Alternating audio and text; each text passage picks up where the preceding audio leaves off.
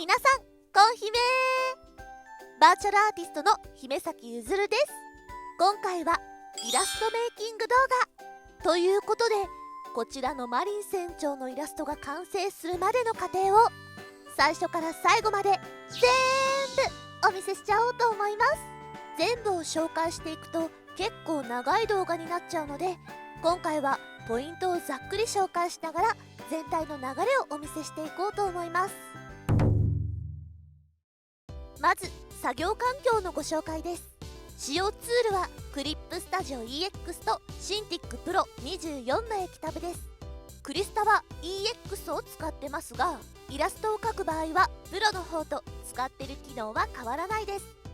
ちなみに EX とプロの違いはざっくり言うと、漫画を描くための便利な機能が揃ってるかどうかという点だけなので、イラストだけ描きたい方はプロでも問題ないと思います。左側の図は実際の私のパソコンと液タブ、キーボードの配置です。作業をするときは手元の液タブで絵を描いているのですが、正面のモニターにも液タブと同じ画面を映して、そちらで絵の全体像をチェックしながら描いてます。では早速描いていきましょう。まず構図を考えます。構図とラフを描くときは主に鉛筆ペンを使用しています。構図はこんな感じで小さく描いて案を出していきます。今回はメイキング動画として説明することを考えて、キャラ単体で見栄えのする構図を考えていきました。ポーズを決める際はマリン船長らしい元気な感じのポーズにしたいなと思いながら決めていきました。このようにそのキャラクターらしいポーズや絵のシチュエーションに合うポーズをさせると、よりキャラの魅力を引き出すことができます。今回は2パターンの案を出してみました。構図は悩むことが多いので、これより多く描く時もありますし、決めるのに時間がかかることも多いです。どちらの構図を使うかが決まったら次はラフです。先ほどの大雑把な下書きをちゃんとした絵にしていく工程です。使う側の構図ラフを拡大して、その上に新規レイヤーを重ねラフを描いていきます。ラフを描く際は裸の状態から描きます。この方がいきなり服を着た状態から描くより人体の構造をしっかり把握して描くことができるので、バランスの取れた体を描くことができます。もっとシンプルな構図の場合は服を着た状態から描き始めることもあります。手を描く時なんですけど、実際に自分で同じポーズをして写真を撮って、それを見ながら描いてます。手以外にも難しいポーズだったり描くのが難しいというものは写真や資料を参考に描くのがいいと思います。描いている間に今回は自撮りしてるイメージの絵にしようとなりました。最終的に元気というよりあざと可愛い感じのイラストになりました。で、細かい部分は変形ツールも使ってこんな感じで調整していきます。ラフが完成したら最後に軽く色をつけます。ラフに色をつけないという方も多いと思うのですが、こうして色を塗ることでイラストの完成形がイメージしやすくなるので、皆さんもぜひやってみてください。では次は線画に入っていきましょう。線画はペン+鉛筆というペンで描いています。近くで見ると鉛筆のガサガサ感があるんだけど、離れてみるとペンで描いたみたいに見えるというブラシです。面白いペンだなと思ってダウンロードしてから気に入ってしまって、最近はよくこのペンを使ってます。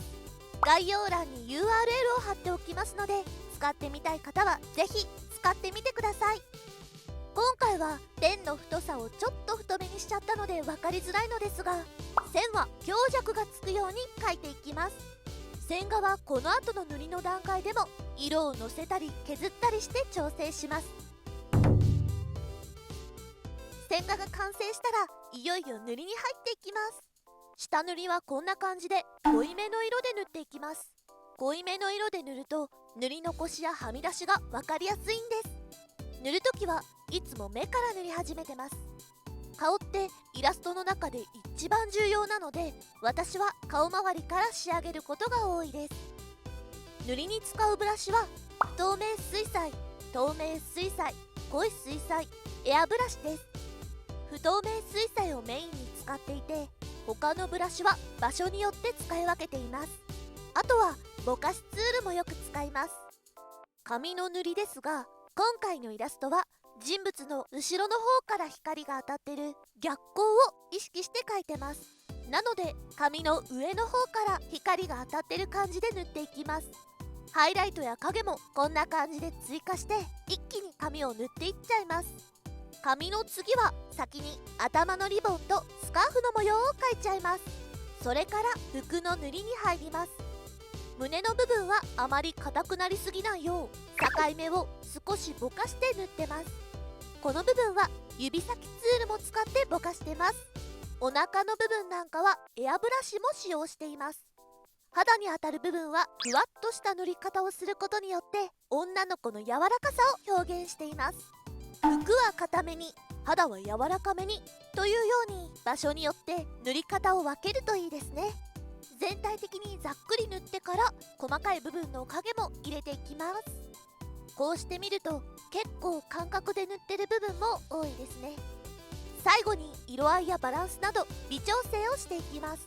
正面のモニターと手元を両方見ながら全体的に手を加えていきます。気になる部分、線の部分や目の部分など本当に細かいところを調整していきます。ところどころスクリーンなどの効果もかけていきます。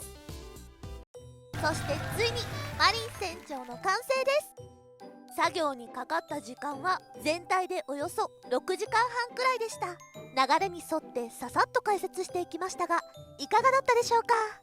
皆さんの参考になる部分があったら嬉しいです。